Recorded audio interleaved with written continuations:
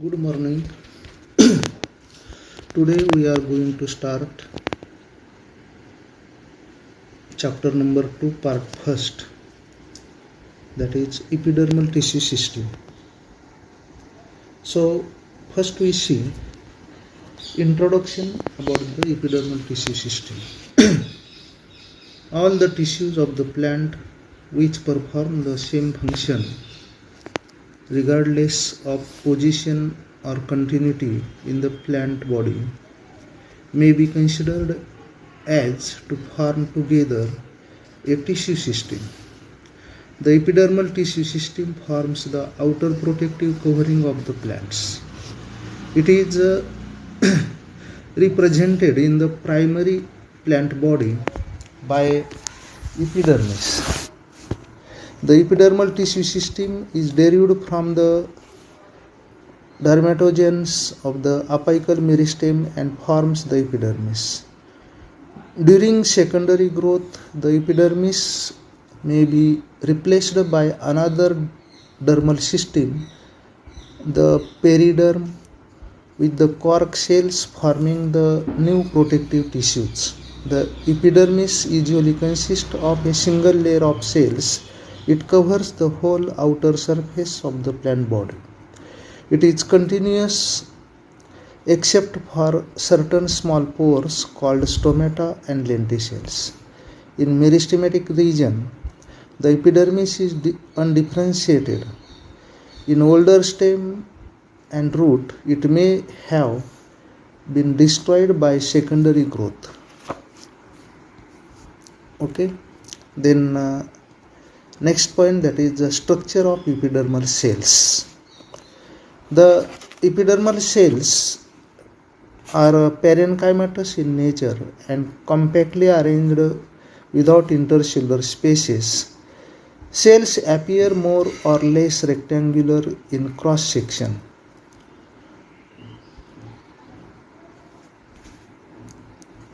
First point, morphology. Epidermal cells show variations as regards in their size, shape, and arrangement. They are commonly tubular in shape in surface hue. They appear an isodiametric or elongated epidermal cells are found in stem, petiole, veins of the leaves near some hairs and stomata.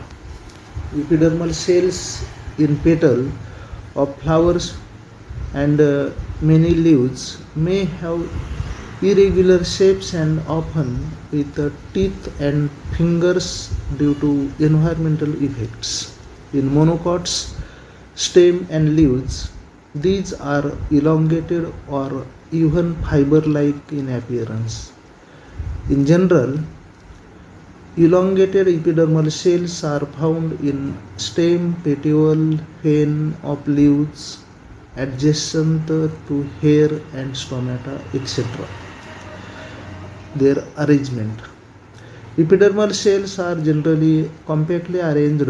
Example, in petals of some flowers, intercellular spaces may be present, but these remains covered by cuticle. This layer has uniform continuity except at stomatal pore regions or lenticels. Then epidermal wall. The epidermal wall of different plant and different plant parts vary in thickness. In thin-walled epidermis, the outer wall layer is frequently thickened. Generally, the outer and radial walls are much thicker than inner walls. Plasmodesmata are present in between the epidermal cells. The epidermal cells of the leaves and petals in some plants show internal ridges like folds. The epidermal walls may have certain depositions. Then next point, cuticle.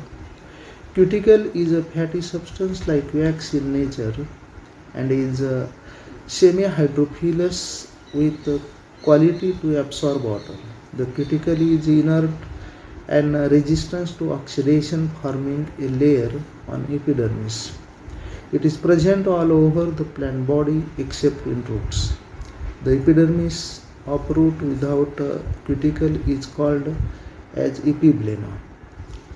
The cuticle is variable in thickness. It may be smooth, example sunflower stem, or have various prostrusious ridges or cracks through which water evaporates. Cuticle sometimes projects into the radial walls of epidermis as peg-like bodies, example banana. Then next point, that is the functions. The main function of cuticle is to protect internal tissue against mechanical injuries. It also prevents the loss of excess of water due to evaporation or transpiration. Okay. Next, epidermal cells. Epidermal cells are having with a lining of protoplast surrounds the central vacuole. Plastids are normally small and colorless except chloroplast. These are present only in guard cells of the stomata and in aquatic plants and in those plants which grow in humid climates. They are uninucleate.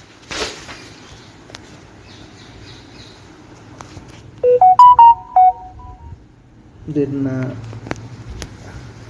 mucilage starch grains, tannins and crystals may be rarely present. The cell's sap may contain anthocyanin in the chloroplast. The protoplast is capable of dividing and forming new cells. Okay. Then next point, that is the outer structure. Wax, oil, resin, salts in crystalline form is present in epidermal cells.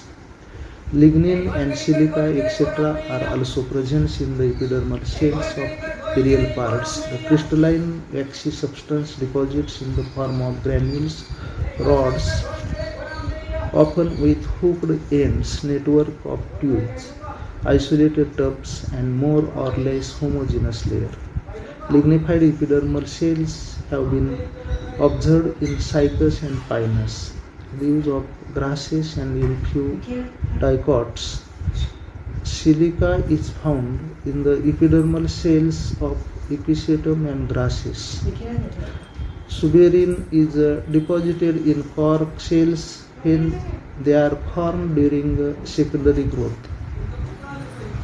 Okay. Then next point, that is functions of epidermal tissue system.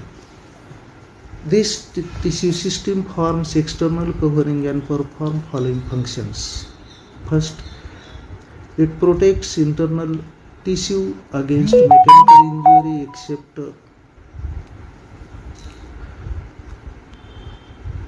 excess hurt or cold, heat or cold, high light intensity, attack of parasitic fungi, bacteria and insect. It also protects against leaching of rains and high wind velocity because of presence of layers of cuticle, wax, resin, oils, hair, lignin, etc.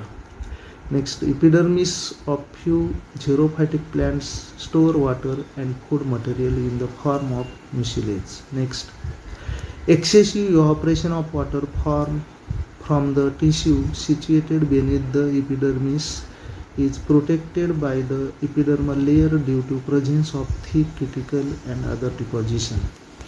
Epidermis has dense coating of hairs which protects the internal tissue from strong sunlight and heat. It helps in gaseous exchange due to presence of stomata. Next, root hairs in the root epidermis serve the functions of absorption of water and also increase the surface area of absorption of root. In certain plants like bryophytes, hydrophytes and some shade-loving plants, epidermal cells contain chloroplast and thus manufacture the foods. Various glandular trichomes secretes different products. Okay, then next point, that is epidermis and its types. There are mainly two types of epidermis: uniseriate epidermis and multiseriate epidermis. So first we see, that is first type, uniseriate epidermis. Mostly the epidermis is made up of single layer of cells, then it is said to be uniseriate epidermis. The protoderm cells divide repeatedly and by further diffusion forms a uniseriate layer of epidermis, example sunflower stem, maize stem, etc., maize leaf, etc. Then second type, that is multiseriate epidermis. In the leaves of some plants, like plants, the epidermis is two multi-layered, called multiseriate epidermis. The outermost layer of multiseriate epidermis is similar to ordinary uniseriate epidermis. The inner layer are different from outer layer. They do not possess chlorophyll. Multiseriate epidermis is originated from the protoderm by periclinal diffusion, example leaves of Nerium banyan tree, that is Ficus vengeriensis, Indian rubber plants, that is Ficus elastica, then Curla, that is Mono eradicacia, etc. Okay, thank you.